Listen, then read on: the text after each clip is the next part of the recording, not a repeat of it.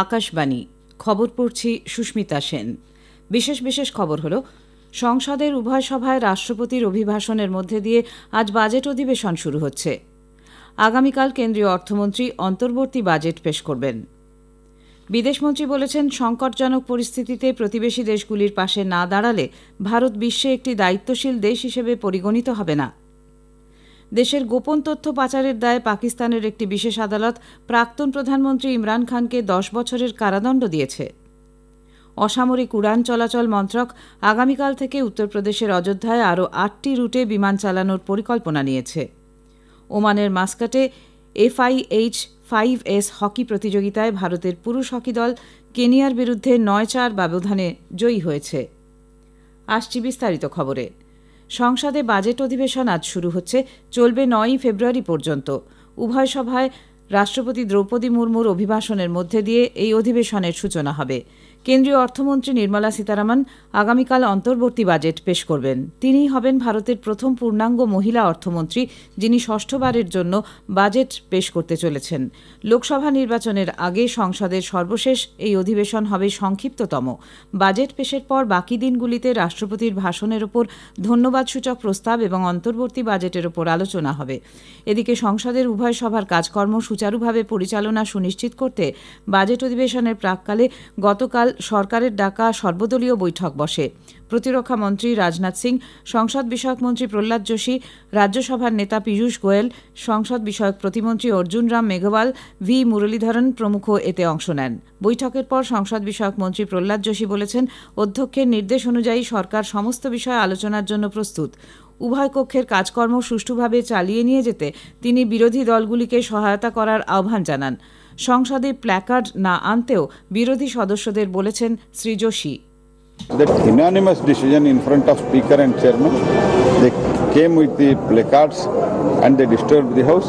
हमने ये रिक्वेस्ट किया है, ऐसा नहीं होना चाहिए। इस टर्म का अंतिम सत्र है, हम सब मिलकर अच्छा चर्चा करेंगे, ये हमने निवेदन किया है। শ্রী যোশী বলেন, সরকার শীতকালীন অধিবেশনে সাসপেন্ড হওয়া সাংসদদের ওপর থেকে সাসপেনশনের আদেশ তুলে নেওয়ার জন্য লোকসভা ও রাজ্যসভার প্রিজাইডিং অফিসারদের অনুরোধ জানিয়েছে। বৈঠকের পর কংগ্রেস নেতা প্রমোদ তিওয়ারি বলেন, এবারের অধিবেশনে কংগ্রেস ও বিরোধী দলগুলি বেকারত্ব, মুদ্রাস্ফীতি এবং বর্ধিত ঋণের বোঝার মতো বিষয় নিয়ে সরব হবে। বিজেপি সভাপতি জগৎ প্রকাশ নাড্ডা গতকাল নতুন দিল্লিতে দলের জাতীয় সাধারণ সম্পাদকদের বৈঠকে পৌরোহিত্য করেন। বিজেপির সাধারণ সম্পাদক অরুণ সিং ও বিনোদ তাওরে প্রমুখ বৈঠকে অংশগ্রহণ করেন। কী নিয়ে আলোচনা হয়েছে তা অবশ্য সঠিক জানা যায়নি। নারী এবং শিশু বিকাশ দপ্তরের কেন্দ্রীয় মন্ত্রী স্মৃতি ইরানি এবং শ্রম ও কর্মসংস্থান দপ্তরের মন্ত্রী ভূপেন্দ্র যাদব যৌথভাবে নারী শক্তির অংশগ্রহণকে উৎসাহিত করতে কর্মচারীদের জন্য একটি পরামর্শ জারি করেছেন। নতুন দিল্লিতে বিকশিত ভারতের জন্য কর্মী বাহিনীতে নারী শক্তি বিষয়ক এক অনুষ্ঠানে এটি প্রকাশ করা হয়। এই নির্দেশিকায় বৃহৎ এবং মাঝারি ক্ষুদ্র ও অতি ক্ষুদ্র শিল্পোদ্যোগে নিয়োগকারীরা যাতে অভিন্ন কাজের সুবিধা, ডরমিটরি বা কর্মরত মহিলাদের হোস্টেল তৈরির ব্যবস্থা করতে পারে, সেই লক্ষ্যে উৎসাহ দেওয়া হয়েছে।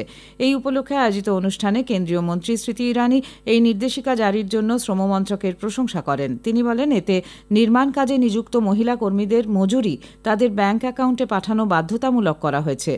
অনুষ্ঠানে কেন্দ্রীয় মন্ত্রী ভূপেন্দ্র যাদব বলেন, মহিলা কর্মীদের অংশগ্রহণের হার 13% বেড়ে 2017-18 তুলনায় 2022-23-এ 37% পৌঁছেছে। তিনি আরও জানান, উচ্চশিক্ষায় মেয়েদের ভর্তি গত 10 বছরে 32% বৃদ্ধি পেয়েছে। শ্রী যাদব বলেন, 29 কোটি অসংগঠিত কর্মী শ্রম পোর্টালে নথিভুক্ত হয়েছেন, যার মধ্যে 53% মহিলা। কেন্দ্রীয় স্বরাষ্ট্র সমবায় মন্ত্রী অমিত শাহ গতকাল নতুন দিল্লিতে জাতীয় কৃষি ও গ্রামোন্নয়ন ব্যাংক এবং রেজিস্ট্রার অফ কোঅপারেটিভ সোসাইটিজের কম্পিউটারাইজেশন প্রকল্পের সূচনা করেছেন। অনুষ্ঠানে তিনি বলেন, এই প্রকল্পের লক্ষ্য হল 13টি রাজ্য এবং কেন্দ্রশাসিত অঞ্চলের 1851টি ইউনিটকে একটি জাতীয় সফটওয়্যারের মাধ্যমে নাবার্ডের সঙ্গে যুক্ত করা। এর ফলে কৃষি এবং গ্রামোন্নয়ন ব্যাংকগুলির স্বচ্ছতা এবং কর্মদক্ষতা বৃদ্ধি পাবে। মন্ত্রী বলেন, এছাড়াও এই প্রকল্পের মাধ্যমে একদিকে যেমন লেনদেন সংক্রান্ত খরচ কমানো সম্ভব হবে, অপরদিকে তেমনি কৃষকদের ঋণ প্রদান ও সঠিক সময়ে সঠিক তথ্য সরবরাহ করা সম্ভব হবে। অনুষ্ঠানে সমবায় দপ্তরের প্রতিমন্ত্রী BL ভার্মা এবং সমবায় সচিব জ্ঞানেশ কুমার উপস্থিত ছিলেন। এছাড়াও বিভিন্ন রাজ্য ও কেন্দ্রশাসিত অঞ্চলগুলির বরিষ্ঠ আধিকারিক, সমস্ত রাজ্য সমবায় দপ্তরগুলির সভাপতি, সচিব এবং সমিতির রেজিস্ট্রার সহ 1200-র বেশি প্রতিনিধি এতে যোগ দেন। বিদেশমন্ত্রী ডক্টর এস জয়শঙ্কর বলেছেন, প্রতিবেশী দেশগুলির পাশে না দাঁড়ালে ভারত বিশ্বে একটি দায়িত্বশীল দেশ হিসেবে পরিগণিত হবে না। মুম্বাইয়ে গতকাল আইআইএমে তিনি বলেন, ভারতীয় নৌবাহিনী লোহিত সাগর অঞ্চলে 10টি যুদ্ধজাহাজ পাঠিয়েছে। আইএনএস বিশাখাপত্তনম সম্প্রতি জাহাজে লাগা আগুন নিভিয়েছে এবং একটি জাহাজের কর্মীদের উদ্ধার করেছে। জলদস্যুদের হাত থেকে পাকিস্তানের এবং ইরানের মৎস্যজীবীদের উদ্ধার করেছে তারা। ভারতের অধিকতর সক্ষমতা, প্রভাব এবং সুনাম দাবি করে কঠিন পরিস্থিতিতে সে যেন বিভিন্ন দেশের পাশে দাঁড়ায়। We will not be considered a responsible country if bad things are happening around our neighborhood and we say I got nothing to do with this. What is happening today through naval deployments in the Red Sea? Last year the earthquake in Turkey, we were among our disaster response force went in very early. In many countries from Sri Lanka to Mozambique to Spain, and during COVID, it wasn't just the vaccines we gave. We actually sent out doctors, including military doctors. দেশের গোপন তথ্য পাচারের দায়ে পাকিস্তানের প্রাক্তন প্রধানমন্ত্রী ইমরান খান এবং প্রাক্তন বিদেশমন্ত্রী তথা পাকিস্তান তেহরিকে ইনসাফ পার্টির সহসভাপতি শাহ মাহমুদ কুরেশিকে সে দেশের একটি বিশেষ আদালত 10 বছরের কারাদণ্ড দিয়েছে। আগামী মাসের 8 তারিখে নির্বাচনের আগেই এই রায় ঘোষণা করা হলো। তবে দুজনেই নিজেদের নির্দোষ বলে দাবি করেছেন। গত ডিসেম্বরে ইমরান খানকে এই মামলায় জামিন দেওয়া হয়েছিল। এই নিয়ে ইমরান খান দ্বিতীয়বার দোষী সাব্যস্ত হলেন।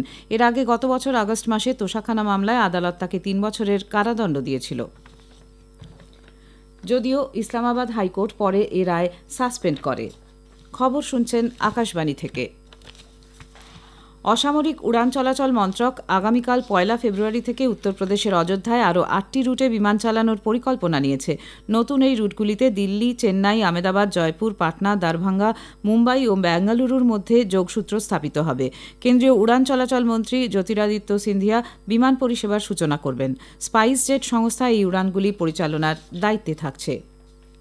শিবখড়ি হল বৈষ্ণোদেবীর পর একমাত্র ধর্মস্থান যা সারা দেশ থেকে পুণ্যার্থীদের আকৃষ্ট করে। জম্মু এবং কাশ্মীরের রিয়াসির ডেপুটি কমিশনার এবং শিবখড়ি তীর্থ পর্ষদের ভাইস চেয়ারপারসন বিশেষ মহাজন একথা জানিয়েছেন। তিনি বলেছেন, ধর্মীয় পর্যটনকে উৎসাহিত করার লক্ষ্যে পর্যটনের অন্যান্য সুবিধাদান ছাড়াও কাটরার বৈষ্ণোদেবী থেকে শিবখড়ি পর্যন্ত হেলিকপ্টার পরিষেবা চালু করার চেষ্টা চালানো হচ্ছে। শ্রী মহাজন বলেন, হেলিপ্যাড এবং সেখানে যাওয়ার রাস্তাসহ আনুষঙ্গিক পরিকাঠামো তৈরির কাজ প্রায় সম্পূর্ণ হয়েছে এবং খুব শীঘ্রই হেলিকপ্টার পরিষেবা চালু হবে। পবিত্র শিবখড়ি গুহা দর্শনে বহু পর্যটক সমাগম হচ্ছে, তাই বৈষ্ণোদেবী থেকে পর্যটকদের শিবখড়ি যাওয়ার জন্য জেলা প্রশাসনের এবং শিবখড়ি তীর্থক্ষেত্র পর্ষদ পুণ্যার্থীদের সব রকম সুবিধা দানে প্রস্তুত হচ্ছে। জম্মু কাশ্মীরে সরকার 13টি শিক্ষা প্রতিষ্ঠান ও সড়ক, বিশিষ্ট ব্যক্তি এবং যে সমস্ত নিরাপত্তাকর্মী কর্তব্যরত অবস্থায় প্রাণ হারিয়েছেন তাদের নামে নামকরণ করার নির্দেশ দিয়েছে। আকাশবাণী জম্মুর সংবাদদাতা জানাচ্ছেন, প্রশাসনিক দপ্তরের পক্ষ থেকে এই মর্মে গতকাল এক নির্দেশিকা জারি করা হয়। ছত্তিশগড়ের উপজাতি অধ্যুষিত বাস্তার অঞ্চলে গতকাল মাওবাদী আক্রমণে 3 সেনা জওয়ান নিহত হয়েছেন এবং 14 জন আহত হয়েছেন। বাস্তার ডিভিশনের বিজাপুর এবং সুকমা জেলার সীমান্তবর্তী অঞ্চলে সিআরপিএফ, স্পেশাল টাস্ক ফোর্স এবং ডিস্ট্রিক্ট রিজার্ভ গার্ডের সম্মিলিত বাহিনী গতকাল টহলদারি চালানোর সময় এই আক্রমণের ঘটনা ঘটে। আহত জওয়ানদের আকাশপথে রাজধানী রায়পুরে নিয়ে যাওয়া হয়েছে। মাও অধ্যুষিত এই অঞ্চলে গতকালই নিরাপত্তা বাহিনী একটি ক্যাম্প তৈরি করে। উল্লেখ্য, 2021 সালে এই অঞ্চলেই মাওবাদী আক্রমণে 21 জন সেনা জওয়ান নিহত হয়েছিলেন। জম্মু কাশ্মীরে গতকাল জম্মু পাঠানকোট মহাসড়ক বরাবর 2টি শক্তিশালী আইইডি সময়মতো খুঁজে পাওয়ার ফলে বড়সড় বিপদ এড়ানো সম্ভব হয়েছে।